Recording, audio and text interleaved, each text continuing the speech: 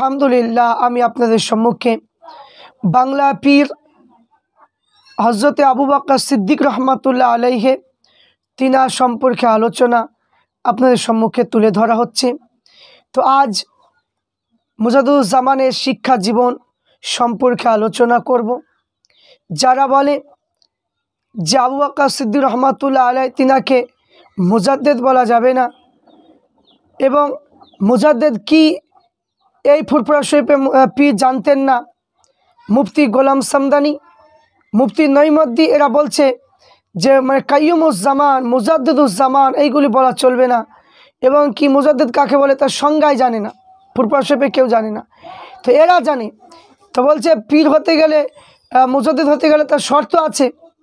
তো এবার আমি বলবো আপনাদেরকে যে পীর হতে গেলে শর্ত আছে, যে ছোট শর্ত আপনাদের মধ্যে আছে। তো সেই শর্তগুলো আপনারা তো পীর দাবি করেন, আপনারা তো মানে মুরিদ করেন, আপনাদের হাতেও তো অনেকজনা মুরিদ হয়, আপনাদের মধ্যে সেই শর্তগুলো আছে তো ভালো করে একটু দেখবেন। আর সাধারণ মানুষ দেখে বলবো যে এরা পীর নয়, এরা হচ্ছে পীরের মানে ব্যবসা মানে করার জন্য এরা পীর দাবি করছে, এরা পীর নয়, এদের হাতে বায়াত হওয়া যাবে না। যদি বায়াত যদি হতে চান তাহলে ওদেরকে পরীক্ষা করবেন, বাড়ি থেকে নিয়াত করে যাবেন যে আমি অমুক অমুক প্রশ্ন করবো, যদি উত্তর দিতে পারে মানে আগে তাহলে জানবেন যে তারা পীর সাহেব, নয়তো পীর বলে মানবেন না। তো আসুন আমরা যিনি আমাদের জন্য যে অবদানটা বাংলার জমিনে দিয়েছেন মুজাদ্দুজ্জামান, তিনার শিক্ষা জীবনটা কেমন ছিল সেই সম্পর্কে একটু আলোচনা আমরা করব। তো হযরতে পীর আবু বকর সিদ্দিক রহমাতুল্লাহ আলাইহি তিনি ইংরেজি পড়া ত্যাগ করে আরবি ও ফার্সি প্রভৃতি দ্বীনি ইলম শিক্ষা করতে থাকেন এবং প্রথমে সীতাপুর মাদ্রাসায়, তিনি পরে হুগলি মহাসেনিয়া মাদ্রাসা আরবি ভাষায় অধ্যয়ন করতে আরম্ভ করেন। উক্ত মাদ্রাসায় জামাতে উলা অধ্যয়ন সমাপ্ত করে কলিকাতার সিন্দুরিয়া পট্টি মসজিদে মাওলানা হাফেজ জামালউদ্দিন সাহেবের নিকটে হাদিস ও তফসিরে দাওরা খতম করেন। হাফেজ জামালউদ্দিন সাহেব মুজাদ্দেদ সৈয়দ আহমদ রায়বরেলী রহমাতুল্লাহ খাস খলিফা প্রধান মুজাহিদ ছিলেন। তো হযরত পীর কেবলা রহমাতুল্লাহ নাখোদা মসজিদে বেলায়েতি মাওলানা নিকটে মান্তি হিকমাত ইলমি সমাধা করেন। খোদার ফজল ও কারমে তিনি 23-24 বছর বয়সে সমস্ত প্রকার ইলম আয়ত্ত করেন, বিদ্যাসাগর হয়ে পড়লেন। তিনি মক্কা শরীফ মদিনা শরীফে কিছুদিন পড়িয়া 40টি হাদিসের কেতাবের সনদ লাভ করেন। এরপরে তিনি বহু দুর্লভ কেতাব সংগ্রহ করে ধারাবাহিক 18 বছর অধ্যয়ন করেছিলেন। 18 বছর তিনি মানে অধ্যয়ন করেছিলেন, কেতাব সংগ্রহ করে ধারাবাহিক 18 বছর অধ্যয়ন করেছিলেন। তাই আল্লাহ রসুল মাজার শরীফে মুজাব্বের হজরত সৈয়দ মাওলানা শাহী খোদ্দালিল আমিন রেজওয়ান কর্তৃত্ব হজরত পীর সাহেব কেবলার নিম্নোক্ত 40 খানা হাদিসে কেতাব সনদপ্রাপ্ত হয়েছিলেন। তাহলে এখানে মুজাদ্দুজ্জামান 40টা হাদিসের সনদ লাভ করেছে, সনদপ্রাপ্ত হয়েছিলেন এবং ইলমে জাহিরি ব্যতীত খোদা তাকে ইলমে লাদুন্নি প্রদান করেছিলেন। এক দিবসে মুজাদ্দুজ্জামান স্বপ্ন দেখলেন যে আল্লাহ রসুল আগে আগে চলে যাচ্ছেন, মুজাদ্দুজ্জামান পিছনে পিছনে চলতে লাগলেন। মাসলা জিজ্ঞাসা করলেন আল্লাহ রসুলের কাছে। তো আল্লাহ তাআলা তাকে ফিকহ খনি বানিয়েছিলেন। বড় বড় আলেমগণ তার নিকটে মাসলা জিজ্ঞাসা করতেন, তিনি বিন্দুমাত্র চিন্তা না করে কিতাব না দিয়ে জবাব দিয়ে দিতেন। আলহামদুলিল্লাহ। যখন তিনি হুগলি মাদ্রাসায় বোর্ডিং অবস্থায় করতেন তখন সেই সব পাঠ্য অবস্থায় অধিকাংশ রাত্রিতে 4 তরিকার নিসবাত ফয়েজ আপনি তার অন্তরে নিক্ষেপ হতো, তার উক্ত ফয়েজ তাহাকে নিজের দিকে আকর্ষণ করত। যখন সে তরিকার নিসবাত তার অন্তরে নিক্ষেপ হতো তখন তিনি অধীন হয়ে যেত, সে তরিকার জিকির করতেন। আর হযরত পীর সাহেব বলেছেন, আমি অনেক সময় রাত্রি হুগলি বোর্ডিং হইতে বাহির হয়ে জিকির করতে করতে সমস্ত গলি কুচা ভ্রমণ করতাম। সেই সময় একটি নূর আমার মস্তকে হতে পা পর্যন্ত বেষ্টন করে লইত, উহার মধ্যে আমার আত্মা বিস্তৃত ঘটত। অনেক সময় আমার জজবা হতো, জজবা ঊর্ধ্ব জগতের দিকে রুহে আক্রমণ হওয়া। হজরত পীর সাহেব অনেক বুজুর্গরে গোট জিয়ারত করে বেড়াতেন। অনেক সময় রাত্রি ময়দানে জিকিরে জলি এবং জিকিরে জলি করতে করতে সারা রাত্রি কাটিয়ে দিতেন। তিনি ফুরফুরা শরীফের পশ্চিম দিকে ধনাপত্তা নামক স্থানে অনেক সময় রাত্রিতে বসে জলি জিকির করতেন। তা সেই জিকির করা স্থান লোকে একটা ঈদগাহ বানিয়ে রয়েছে। মুজাদ্দিদুজ্জামানের তরিকা যে বায়াত লাভ ও খিলাফত মানে পেয়েছিলেন, যে মুজাদ্দিদুজ্জামান হজরত আলী রাদিয়াল্লাহু তাআলা আনহু, হজরত ফাতিমাতুজ জোহরা, আল্লাহ রসুল সাল্লাল্লাহু আলাইহি ওয়াসাল্লাম, হজরত জিবরাইল আমিন আলাইহিস সালাতু ওয়াস সালামের নিকট হতে তিনি বায়াত লাভ করেছিলেন। তাই হজরত পীর সাহেব বলে, স্বপ্নযোগে হজরত আলী আমাকে তওবা করিয়েছিলেন।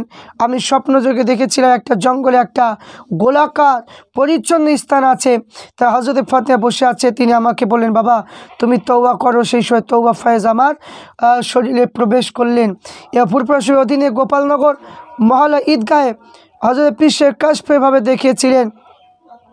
আল্লাহ রসুল হজরত জিব্রাইল সহ অবস্থান করতেছিলেন। হজরত জিব্রাইল অনিমেষ নেতৃত্বে তার দিকে নিরীক্ষিত করতেছে। সেই সময় তার মধ্যে খাস ফয়েজ প্রকাশিত হয়েছিল। তাই কেউ কেউ হজরত ফাতিমা হতে তওবা ফয়েজ লাভ, হজরত জিব্রাইল জিয়ারত লাভ সম্বন্ধে সন্দেহ করে থাকে। তাই ইহা উত্তম এবং এখানে উত্তর বলেছে মুজাদ্দিদুজ্জামান সৈয়দ আহমদ রায়বেরেলি রহমাতুল্লাহ আলাইহি। তিনিও মালফুজাতে সিরাতে মুস্তাকিম কিতাবের মধ্যে লিখেছেন যে এক দিবসে মুজাদ্দিদ সৈয়দ সাহেব রহমাতুল্লাহ আলাইহি তিনি হজরত আলী ও হজরত ফাতিমা রাদিয়াল্লাহু তাআলা আনহাকে স্বপ্ন দেখলেন। হজরত আলী তাহাকে নিজের মুবারক হাত গোসল দিয়েছিলেন, তার শরীরে ভালোরূপে ধুয়ে দিয়েছেন। পিতা পুত্র ধুয়ে থাকে। হজরত ফাতেমা রাদিয়াল্লাহু তাআলা আনহা নিজে হাতে একখানা অতি মূল্যবান কাপড় তাহাকে পরিধান করিয়ে দিলেন এবং উপরে মানে কামালাত নবুয়তে ফায়েজ প্রকাশিত হয়েছিল। তাই মাওলানা কারামত আলী জনপুর রহমাতুল্লাহ আলাইহি মুকা শাফাআত রহমত কিতাবের মধ্যে লিখেছেন, সৈয়দ আহমদ রায়বেরি রহমাতুল্লাহ আলাইহি এক রাত্রিতে হজরত আলী হজরত ফাতিমাকে স্বপ্ন দেখেছিলেন এবং তার উভয় উক্ত সৈয়দ সাহেবকে স্বপ্নে গোসল দিয়েছিলেন।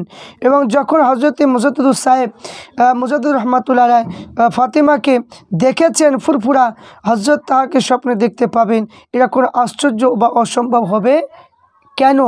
তো এখানে আরও লিখেছে সিরাতে মুস্তাকিম কিতাবের মধ্যে লেখা আছে, সৈয়দ আহমদ রায়বেরি রহমাতুল্লাহ আলাইহি খোদা তাআলার নিকটে বাতিনি বায়াত হাসিল করেছিলেন।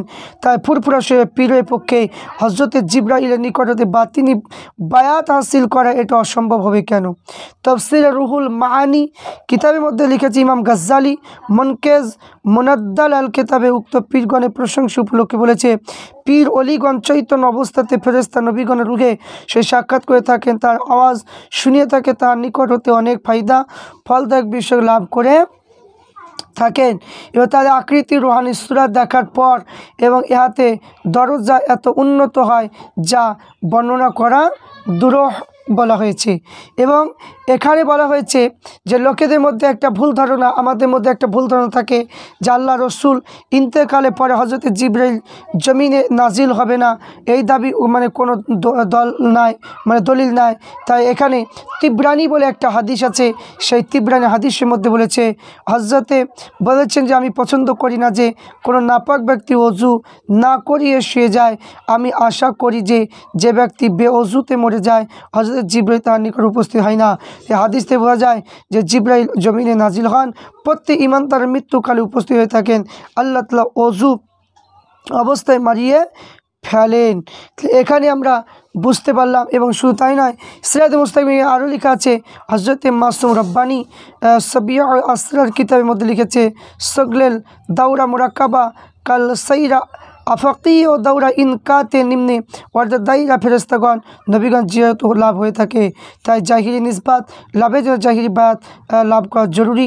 তাই মুজাদ্দুদুজ্জামান তিনি জাহিরভাবে তিনি বায়াত হয়েছিলেন যে শাহ সুফি ফাতি আলী ঐশী রহমাতুল্লাহ আলাইহি 4 তরিকা কাদিয়া চিস্তিয়া নকশবন্দি মুজাদ্দিদিয়া মুহাম্মদিয়া তরিকা সম্পূর্ণরূপে শিক্ষা লাভ করে খেলাফত লাভ করেছিলেন।